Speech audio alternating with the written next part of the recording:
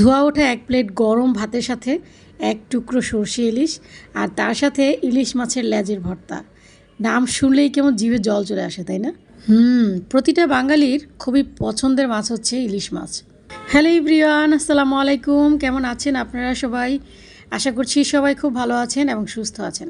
তো আজকে বাজারে এসেছিলাম শুধুমাত্র পাট শাক আর ধনেপাতা কিনবো বলে। তো ধনেপাতা তো কিনে নিয়ে আসলাম, কিন্তু পাট শাক খুঁজে পেলাম না।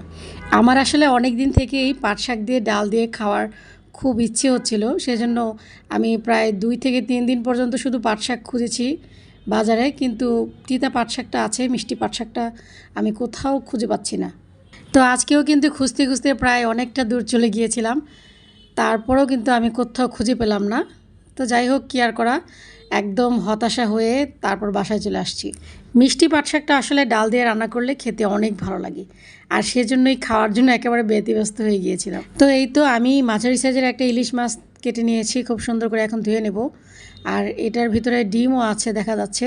কোনো ব্যাপার না, ইলিশ মাছের ভিতরে ডিম থাকুক বা না থাকুক, যেভাবেই থাকুক সেভাবেই আমার কাছে ভালো লাগে। আজকের ওয়েদারটা বেশ চমৎকার, বৃষ্টি হবে দেখতেই পাচ্ছেন, একদম ঝুম বৃষ্টি হবে মনে হচ্ছে, আকাশ কালো হয়ে আসছে। এদিকে আমি মাখো মাখো টাইপের ডাল রান্না করব, তো সেজন্য ডালগুলোকে বসিয়ে দিলাম। সাথে দিয়ে দিলাম আদা রসুন বাটা, আধা চা চামচ হলুদের গুঁড়ো আর পেঁয়াজ কুচি। আরেক চুলায় বসিয়ে দিচ্ছি আলু দিয়ে ডিম রান্না। তো আজকে কিন্তু আমি কোনো ধরনের সবজি রান্না করছি না, দেখতেই পাচ্ছেন, কারণ আজকে হচ্ছে বৃহস্পতিবার, আর বৃহস্পতিবারে আসলে সবজি খেতে একেবারে ইচ্ছে করে না। আলু দিয়ে ডিম রান্না করলে আমি সবসময় আলুগুলোকে লাল লাল করে একটু ফ্রাই করে নিই, আর ডিমগুলোকেও একদম হালকা করে ভেজে নিচ্ছি। আজকে যেহেতু কোনো ঝোল খাবার নাই, সবই শুকনো খাবার রান্না করছি, সেজন্য আমি আলু দিয়ে ডিম রান্না করছি। আলু দিয়ে ডিমের তরকারিটা খেতে আসলে অনেক ভালো লাগে, তো আমাদের আসলে খুব বেশি একটা খাওয়া হয় না। মাঝে সাঝে যদি ইচ্ছে করে তাহলে আমি শখ করে একটু রান্না করি।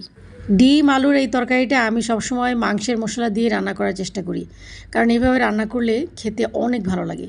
এর সাথে কিন্তু আমি বুটের ডালও দিব, তবে বুটের ডালটা আমি এখনই দিব না, যেহেতু আমার বুটের ডালগুলো একেবারে সিদ্ধ করা, তো আমি একদম লাস্ট পর্যায়ে গিয়ে তারপর দিব। ডালের এই মাখো মাখো ভুনাতে কিন্তু একটা নাগামরিচ দিয়ে দিলে অসাধারণ লাগে খেতে। তো ডাল কিন্তু আমার রান্না শেষ হয় নাই, আমি এখন ডালের বাগার দিব।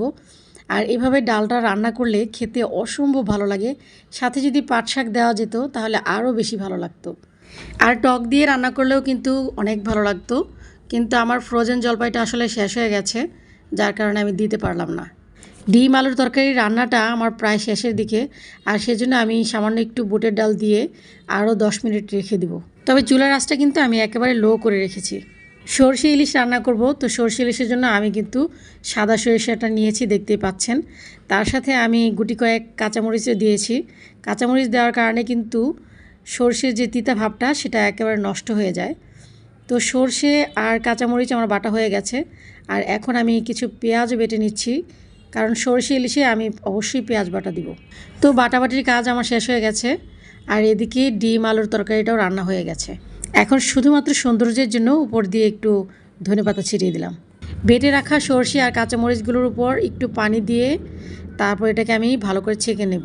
আমার এই সরিষাগুলো কিন্তু পাহাড়ি সরিষা, তো আমি কিন্তু শুধুমাত্র সাদা সরিষাটাই নিয়েছি।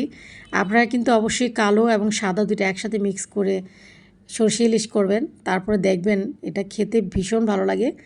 কালো সরিষাতে যেহেতু আপনার ঝাঁজটা বেশি থাকে, সেজন্য অল্প একটু কালো সরিষা দিলে ভালো হয়।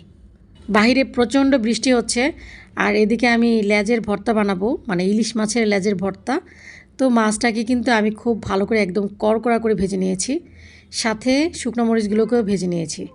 এখন আমি সরষে ইলিশ রান্না করার জন্য পেঁয়াজগুলোকে একটু লাল লাল করে ভেজে নিয়েছি।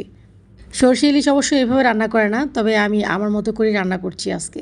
তো পেঁয়াজের উপর কিন্তু আমি হলুদ দিয়ে মেখে রাখা মাছগুলোকে একটু ভেজে নিয়েছি, আর এখন দিয়ে দিয়েছি পেঁয়াজ বাটা। আর এই পেঁয়াজ বাটাটা দেওয়ার পর আমি পেঁয়াজগুলোকে আরেকটু ভেজে নিয়েছি, আর এখন দিয়ে দিলাম আধা চা চামচ করে করে হলুদের গুঁড়ো, মরিচের গুঁড়ো। তো দিয়ে কিন্তু আমি খুব সুন্দর করে আরেকটু ভেজে নেব। খুবই সুন্দর একটা স্মেল বের হয়েছে। মাছগুলো খুব সুন্দরভাবে ভাজা হয়ে যাওয়ার পর এখন আমি দিয়ে দিলাম ছেঁকে রাখা সর্ষে আর কাঁচামরিচ বাটা। এখন আমি বানাবো ইলিশ মাছের লেজের ভর্তা, আর এটা খেতে একেবারে দুর্দান্ত লাগে। ইলিশ মাছের লেজে প্রচুর কাটা থাকে, সো খুব ভালো করে বাছতে হবে। তা আমি দেখতেই পাচ্ছেন একটা একটা করে খুব ভালো করে বেছে নিয়েছি, যদিও সময়টা অনেক বেশি লেগেছে আমার। তো মাছগুলোকে আমি খুব ভালো করে থেতলে নিয়ে তার উপর এখন আমি অনেকগুলো কাঁচা পেঁয়াজ দিয়েছি, আর শুকনো মরিচ তো অবশ্যই দিয়েছি, দেখতেই পেয়েছেন।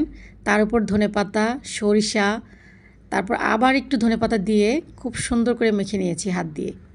একটা লেজ থেকে যদি এতগুলো ভর্তা হয় গাইস, তাহলে মন্দ কি বলেন? সরষে ইলিশ যদি আপনারা রান্না করতে চান তাহলে সরিষার পরিমাণটা অবশ্যই কম দিয়ে রান্না করবেন, তাহলেই দেখবেন যে একদম পারফেক্ট স্বাদ খুঁজে পেয়েছেন। তো আমার আজকের ভিডিওটি আপনাদের কাছে কেমন লেগেছে অবশ্যই কমেন্ট করে জানাবেন। আজ এই পর্যন্তই, ফিরে আসবো নতুন আরেকটি ছোট্ট ব্লগ নিয়ে। সেই পর্যন্ত সবাই ভালো থাকবেন। আল্লাহ হাফিজ, আসসালামু আলাইকুম।